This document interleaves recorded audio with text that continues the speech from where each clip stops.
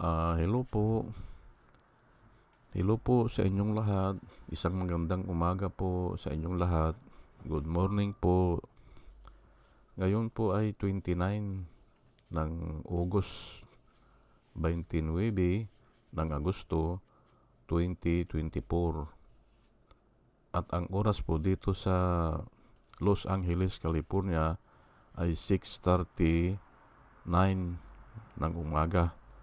Alas 6:39 ng umaga, Huwebes. Huwebes po, Thursday, at medyo makulimlim. Kaya medyo madilim pa yung background ko dyan eh. Pero mamaya yan ay liliwanag na siguro. Nais ko lang po mag-vlog, mga kababayan, mga minamahal, patungkol po dito sa 8 million members ng KOJC ni Kibuloy. Nasaan? Ayan po. Yan po ang tatalakay natin ngayon. Ang sabi kasi nila, bago ni-raid yung compound ng KOJC dyan sa Buhangin, Davao City, ay ang sabi po nila, mag-rally daw ang 8 million members sa harap ng Malacanang. Ay ako, hindi naman ako naniniwala dyan eh. Opo. Ay saan ngayon?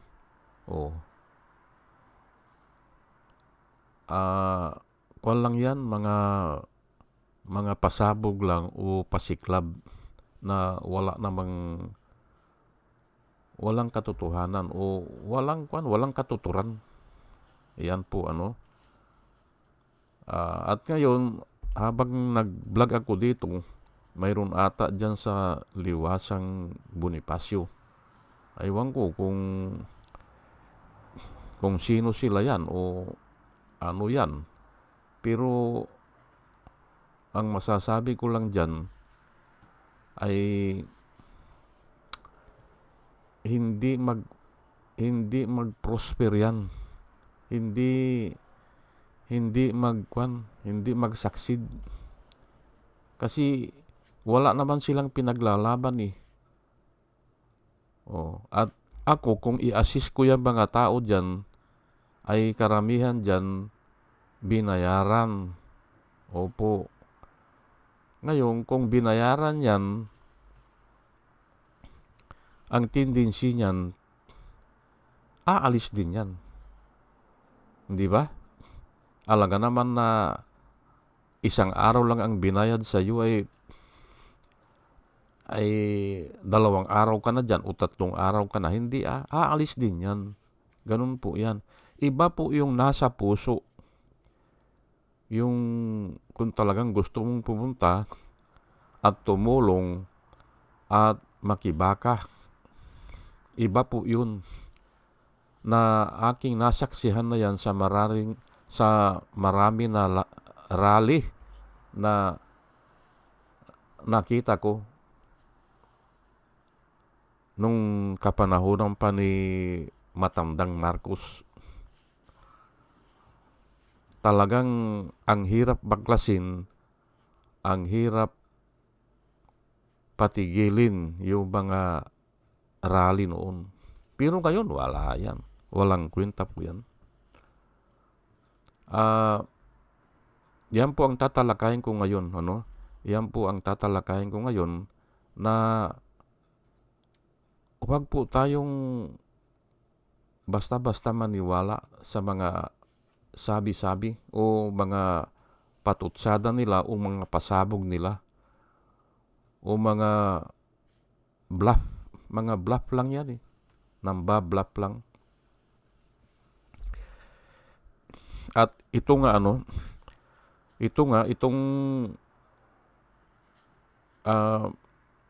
yung members na yan, yung sinasabing members na 8 million ay palagay ko wala pang 800,000 yan eh. Opo, lahat-lahat na, pati yung nasa ibang bansa. Wala pang milyon yan. Oh. Pero sinasabi nila, ikinakalat nila na sila ay nung una kasi 5 million yan. Ay hindi ako naniniwala dyan. Siguro tatanungin niyo po ako bakit hindi ako naniniwala. Matagal na po ginugol ko yung yung area na yan sa Google Earth. I-google nyo yung Tamayong o yung area na yan. Yung Davao City na yan. I-google nyo po. At doon makikita nyo na dyan sa lugar na yan, ang daming relihiyon dyan. Makikita nyo sa Google. Oh, ang dami. Kaya, paano sila magkakaroon ng milyon dyan? Ay, ang daming relihiyon dyan. Ang daming bahay-sambahan. Nasa Google po yan. Tinignan ko yan eh. Oh, hindi nila sulit yan.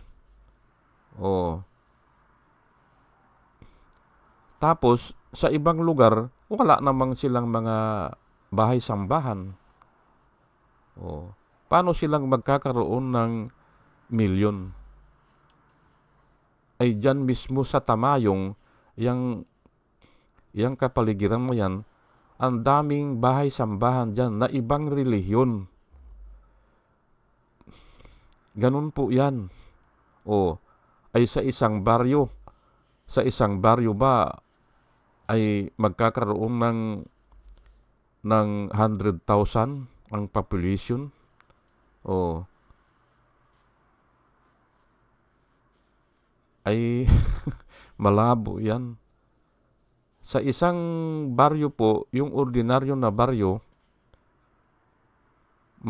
marami na po ang population na ipagpalagay natin na 2,000 ang population. Kasi sa amin noon ang butante 700 yung baryo namin 700 at isa na yun sa pinakamarami na butante doon sa bayan namin.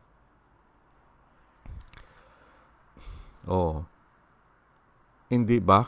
Tapos sila dyan lang sila sa area na ganyan, tapos milyon na sila. Ay saan sila kukuha ng member? Hindi ba? Kaya mali Mali po ang kwan nila. Yung mga dinideklara nila. Pero alam ko na po bakit nila ginagawa yan. Opo, para maingganyo o para lukuhin yung mga tao. Ayan po, kaya ginagawa nila yan. At pati na rin ang mga politiko. Ayan po, pati na ang mga politiko. Gusto nilang lukuhin. Si Kibuloy, gusto niya na pagdating ng eleksyon, luluhod sa kanya ang mga politiko. Ayan po kasi nga mayroon siyang 5 million noon sabi niya ay di mag-aalay yan, yung mga politiko, mag-aalay ng mga handog, hindi ba? Handog lang naman kasi hindi naman sila member hindi ba? Handog lang yan. Gift. Hindi ba? Ganun lang po yan. Para makumbinyo yung governor, yung mayor, yung congressman, pati nga presidente pinupuntahan siya kasi nga 5 million sabi niya hindi ba? Pero nanalo ba si Gibo? In-endorse niya si Gibo, hindi ba? Wala kulilat hindi ba? Ang sabi nga nung isang Makata na nabasa ko bigo ako kay Gibo. Oh, yun ang sabi niya. Bigo ako kay Gibo. Kasi nga, hindi nanalo hindi ba? Oo. Ganun lang po yan. Huwag na po kayong maniwala na sila ay may 1,000,000 o yang kinakalandakan nila na sila ay may 8,000,000 sa ngayon, sabi. Opo, ay nanluluko lang po yan. Pero bago ang lahat, bago po ako magpatuloy at ibibigay ko po yung mga Bible verse, ay hayaan nyo muna po na pasalamatan ko muna itong mga mga subscriber po natin. Batch number 1 po ito, Ito po sila, si Rosana Narumi ng Japan, Al Olalia ng Bacolor, Pampanga, Libra Girl, Alex Sarmiento, Dolor Garcia ng Milano, Italy, Nana Antibi ng Bahrain, Will Utaib ng Laguna, Nelson Barliaran, Julia Magbanua ng Singapore, Andre Deliver, Arnold Pernan ng Cebu, Larry Narvaez, Josialan Elenita Skrapler ng Germany, Bert Puno, Leti Peralta ng Mamburao Occidental, Mindoro, Maribel Baligat Colio, Quertiquio, Jonah M. Rinaldo Abintino, Mel Herrera ng Evanston, Illinois, Ernesto Aborque, Pleasure Eduarte, Yasmin San Juan, Roman Di Paz, Mary Grace Santos, Pacbando, John Cabrera, Luwin Sigako. Salamat po sa inyong lahat. Ike Maglasang, Linda Trasmonte, Linda Walton, Sasha Andigwid, Lenny Bungat, Agripino C., Eduardo Gonzales ng Singapore, Bumble D. Juana Doco, Ernesto Honrado, Josephine Lucas, Bert Abogado, Demetrio Pascual, Soledad Di Maculangan, Brenda Martin, CJ Torio, Melchor Torrentino, Brother Pacamara, Manuel Lim, Danilo Magno, Lawrence Alendayo, Edelberto Infante, Boss Reyes, Paul Vincent Lim, Sonny Gaya, Rupino Baldos, Betty Velasco, William Ilay, John D5, Victorino Repran, Norman Nabatar, Bonifacio Avila, Danilo Magno, Carl Alman, Salvi Ibanez, Dumus Ticton, Tib Mercado, Bernadette Francisco, User P.O., Cyril Andres, Hermihenel Dugardi, Ruben Delpin, Mama Gina, Lene Sumintak, Leonardo Asibis, Jose Tosi. Salamat po sa inyong lahat. At ito naman po ang mga vloggers na nire-recommenda ko po sa inyo na ating panoorin at suportahan. Ito po sila, si Michael Apasible Bulletin, Atty. Enzo Recto, Bunyog Pagkakaisa, Vlogcaster Armandin, Engineer Toto Gaosing, Aling Marie, Mr. Sa Totoo Lang To, Christian Isguera, PMTGR Vloggers na Action Man, Roja Pantors, Divina Apostol, CG Pichay, Kapihan ni Artat Ago, Demjus Journey Kakamping, Ang Batas with Attorney Claire Castro at saka yun si Kawaldi Carbonell. Ugaliin po natin na makinig sa kanila at marami po tayong matututunan sa kanila. At nakikita ko po na yung ginagawa nila ay para po sa bayan. O sige po, at tayo po ay diretso na sa ating tatalakayin na naniniwala ako na walang 1,000,000 yan, yung mga members dyan.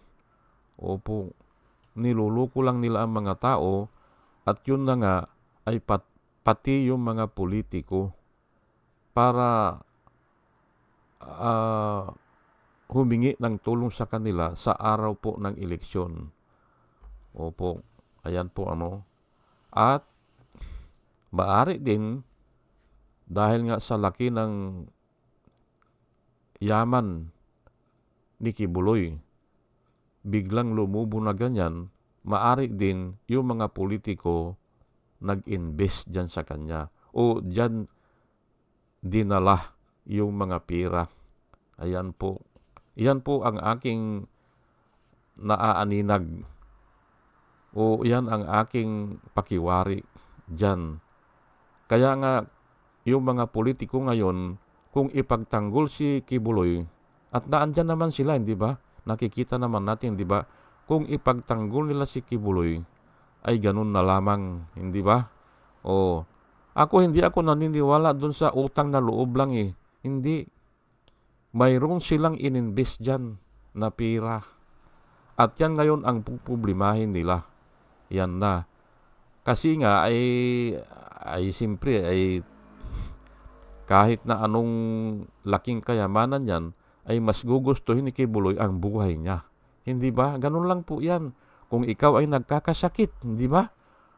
Kahit na 1,000,000 yan, babayad ka sa doktor. Dahil nga, mahal mo yung buhay mo.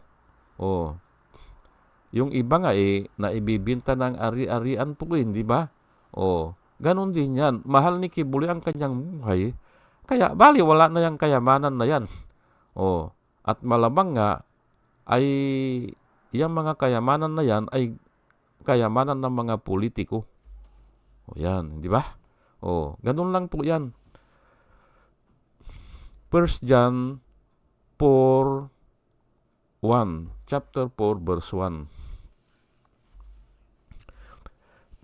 Ito po ang parati kong binabanggit.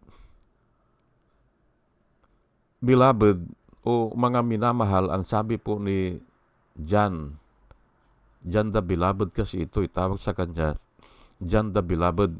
Pasensya na po kayo, medyo parang may sipon ako ngayon na iba ang pakiramdam ko, pero pinipilit ko lang na tapusin ito, Beloved, sabi po ni John, do not believe every spirit, but test the spirits whether they are of God, because many false prophets have gone out into the world.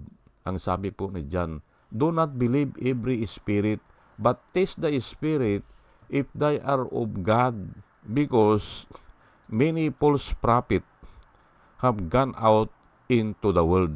Ayan po, matagal na pong sinulat yan, 2,000 years ago. Pero hanggang ngayon, applicable pa.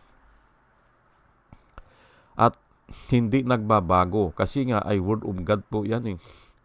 Nung sinulat ni John yan, siya ay kontrolado ng Holy Spirit. Kaya ang mga sinulat niya ay masasabi natin na nanggagaling sa Diyos po yan. Do not believe every spirit, but test the spirit if they are of God. Ngayon, dadagdagan ko po ito, ang sabi po ni Jesus Christ, the words that I speak to you are spirit and they have life. Ayan po ang sabi. The words that I speak to you are spirit and they are, sa ibang translation, they are life. Pero mas gusto ko ang they have life. Ayun po. Ngayon, ay ano itong spirit na binabanggit dito? Yun nga, mga salita ng mga tao. Do not believe every salita ng mga tao, but test the salita if they are of God or if they are coming from God. Ayan po. Matthew 7, verse 15. Si Jesus Christ po ang nagsasalita dito, beware of false prophets. Mag-ingat daw tayo sa mga bulaang propeta. Ayan po they come to you in sheep's clothing, but inwardly they are voracious wolves. Ayan po, mga sumisila na mga wolves. Ay simple, ang trabaho po ng wolves ay kumakain po ng karni po yan hindi ba? O kung sino ang kaya niyang patayin o kainin, kinakain niya. Voracious nga o ravenous wolves. They come to you in sheep's clothing. Kunyari, maamong tupa. Hindi ba? But inwardly, ay simple, nagbabalat kayo po yan para makapasok sila o para sila makalapit sa mga kawan, hindi ba? Ng mga sheep, hindi ba? Lumalapit sila yan. But inwardly, they are voracious wolves. At yan na nga po ang nangyari dyan sa relihiyon ni Kibuloy. Hindi ba? Pinakinggan ko po yung mga preaching niya noong una. Pinakinggan ko po nung medyo bago-bago pa siya o medyo bata pa siya, siguro nasa 30s. Tama naman ang sinasabi niya At talagang very powerful. Kasi nga walang halong deceit Alam ko po yan kasi dinaanan ko yan Yung mga preaching niya, talagang wala kang makikitang mali. Nung una, pero nung bandang huli na, ay ini-introduce na yung ini-introduce na yung na hindi raw makakapunta sa langit kung hindi dadaan sa kanya. Yun ang ini-introduce na niya. Ay tika muna, ay si Jesus Christ po nagsalita niya na Ang sabi ni Jesus Christ, no one can come to the Father except by me. Sabi niya. No one, sabi niya, can come to the Father except by me. Ay ang problema po nito, alam po ni Kibuloy yun O nabasa niya yan Ngayon, kiniklaim niya na wala din pupunta sa langit kung hindi dadaan sa kanya. Ay kwan po yan blasphemy. Blasphemy to the Holy Spirit po yan. Walang kapatawaran po yan. Kiniklaim niya yung sinabi ni Jesus Christ. Ang sabi ni Jesus Christ, no one can come to the Father except by me or except through me. Ngayon ay inari na ni Kibuloy ay ang tawag ko po dyan ay Antikristo. Nasa Biblia po yan na ang Antikristo po ay hindi lang yung sumasalungat kay Kristo. Hindi lang yun. Pag ang tao ay kiniklaim niya yung ginawa ni Kristo, Antikristo po yan. Na yung ginawa ni Kristo o yung gagawin ni Kristo ay siya na rin ang gagawa, Antikristo po yan. Kasi kinukuha niya yung yung honor ni Kristo at inilalagay niya sa sarili niya. Antikristo po yan. Yung katangian ni Kristo, yung mga attributes, yung karakteristik ni Kristo ay gusto niya mapasa kanya. Kaya Antikristo yan. At yan po ang kasalanan ni Lucifer noong una na nakasulat po sa Biblia. Si Lucifer po, bagamat siya ay isang anghel o pinagkakatiwalaang anghel, ay isang araw na lang siya ay nasumpungan. Kasi nga walang lingid sa Diyos wala Nasumpungan siya ngayon na sinasabi niya sa kanyang sarili. Hindi ba? na siya ay magiging kapantay ang Diyos o sasambahin din siya katulad ng Diyos o gusto niya maging ganun sa Diyos. Hindi ba? Ay walang natin kung papaanong pumasok sa Kanya, pero basta isang araw ay nasumpungan. Ginawa nga siya perfect in beauty, hindi ba? Ginawa siya nilalang siya. Ay bakit gusto niyang maging Diyos? Ayan po ang kasalanan ni Lucifer. Naipamana po yan sa mga tao. Namana po yan na kung ang isang presidente ay presidente na siya, gusto niya maging Diyos. Walang batas-batas sa kanya. Ayan po ang mga diktador. Walang tao na pwede sa kanya. Ibibilanggo niya yan kakasuhan niya, hindi ba? Kukuha siya ng mga testigos galing sa Bucor, hindi ba? Yung mga inmate doon, kukunin niya at gagawin niyang testigos para mabilanggo ang mga kalaban niya. Ganun po yan kasi nga gusto niya maging kapantay ang Diyos. At walang tao na po pwede sa kanya. Kung haharang ka sa kanya, papatayin ka niya, o kakasuhan ka niya, o ibibilanggo ka niya, o tatanggalin niya ang mga lisensya. Hindi ba? Yung ABS-CBN, tinanggal nila hindi ba? Sa combined forces ni Apollo Kibuloy at saka ni Duterte, tinanggal nila ang ABS-CBN. Kaya nga po, ang US government ay gumawa sila ng ng batas na hindi pwede magsama yan. Yang relihiyon at saka gobyerno. Dahil delikado. Ayan lang nga nakikita natin, hindi ba, nagsama. Ayan na ang resulta, hindi ba? Gumawa na pala ng kwan dyan sa kingdom ng mga tunnel, hindi ba? Kasi nagsama na ang gobyerno ni Duterte at saka si Kibuloy ay talagang gagawa talaga ng tunnel yan. Hindi ba? At nahihirapan yung ating kapulisan para silang humuhuli ng bayawak dyan Hindi ba? Sa tunnel na yan, hindi ba?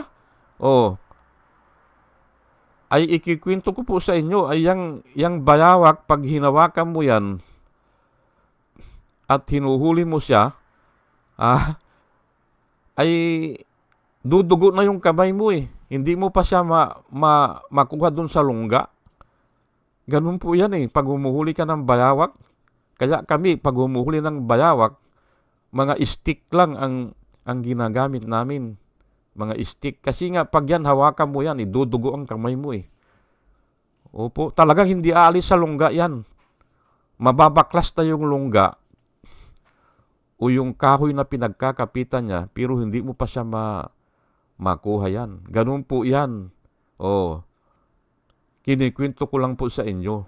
Dahil ngayon ay ito si Kibuloy ay parang bayawak na nagtatago sa lungga. Hindi ba? Ayan nga beware of false prophet, they come to you in sheep's clothing. Magbabalat kayo nga balat kayo nga yan but inwardly, they are ravenous wolves. Ayan po. Matthew, susog pa rin ito, susugan natin, Matthew 24:24. Ito po ang nakasulat. Si Jesus Christ din po nagsalita nito. For false Christ and false prophets will appear and perform great signs and wonders that would deceive even the elect, if that were possible. Ipapaliwanag ko lang po itong elect po dito, ito po yung mga pinili ng Diyos o yung itinalaga o yung mga born again siguro. Yung iba, o yung mga nakakilala sa Panginoon. Opo, ito po yung mga elect. O yung sabihin natin mga ligtas. O kung ano man ang tawag natin dyan, basta elect po yan ang nakasulat dito Ah, they will perform, ito nga, yung mga false prophet na ito o nagpapanggap na Kristo, they will perform great signs and wonders and would deceive many, even the elect. Ayan po. Madideceive nila yung mga tao, yung karamihan, and even the elect. Ayan po.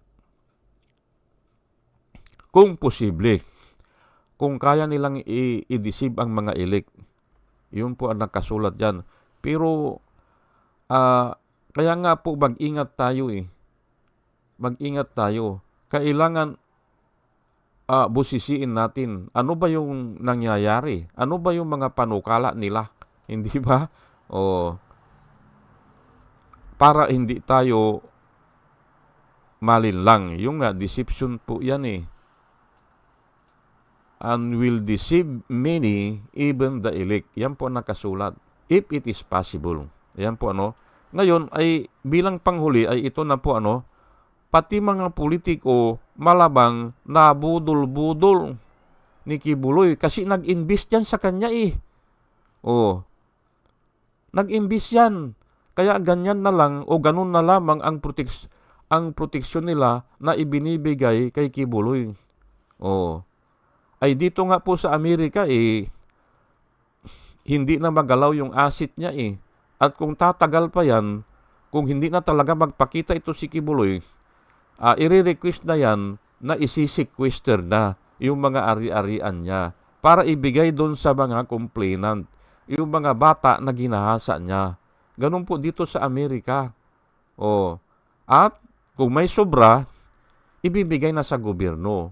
Kasi ayaw na niya hindi ba? Ayaw na niyang magpakita. Ay ganun po. Naloko niya yung mga tao na nag-invest dyan sa kanya. Usually yung mayayaman siguro o yung mga politiko. Ayan po. Pero more on politiko. Kasi nga ayaw nilang ipakita yung mga tagong yaman nila. Kaya nga tinatago nila unexplained wealth nga Ayan po. Ang nakikita ko dyan ay paano sila nalinlang? Ayun nga, mayroon daw 5 billion noon na members Kaya, nakikipag-alyansa sila. Kahit na sinabi pa ng yung kinopya natin sa guidelines ng US Constitution, yung gobyerno at saka ang religion ay separate. Pero pagdating dyan kay Kibuloy at saka kay Duterte ay nagsama hindi ba? Nagsama sila Hindi ba? Si Kibuloy gusto maging presidente. Si Duterte naman gusto maging preacher. Hindi ba? Sinabi pa nga niya magtatayo siya ng sarili niyang relihiyon Sinabi ni Duterte po yan ganun po yan ang dangers na nagsasama yan. Hindi ba? Sige po at hanggang dito na lang po at sana po ay may natutunan tayo. Dalahin ko po sa Panginoon bago po ako mag-umpisa ay bigyan tayo ng wisdom na nanggagaling sa Kanya. At muli mga kababayan, mga minamahal, good morning po sa inyong lahat. Hello po at salamat po sa inyong pakikinig. Salamat po ng marami. Salamat po.